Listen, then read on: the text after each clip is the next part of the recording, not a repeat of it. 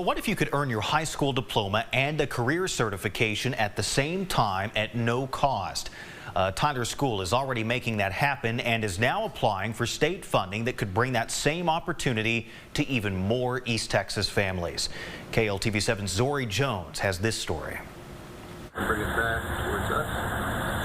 This is what class looks like at Premier High School in Texas Works in Tyler. Students aren't just working towards a diploma, they're training for careers. Student Tyler Ship is learning to fly drones and already thinking about where it could take him. Put it towards the military because they need people to survey things, eyes out in the air in case like attacks happen. But director Dr. Demetrius Hills says this school isn't just for drone pilots. He says some students here work jobs or care for family members and need a schedule that fits their life, not the other way around. We're trying to change the narrative of just being a credit recovery institution and an institution of choice. The school has applied for Texas Workforce Commission grant that would help adults earn diplomas and job certifications and expand programs like drones, welding, and automotive technology. Student Giselle Lopez says for her, that means more doors open after graduation. You'll have a certificate, so you'll be certified.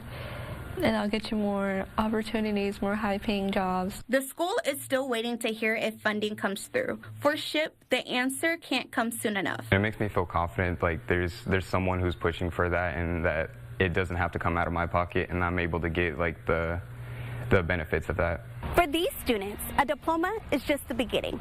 Zori Jones, KLTV 7 News. And Dr. Hill tells Zori that once students earn their certificates, the school can help place them with colleges, trade schools, or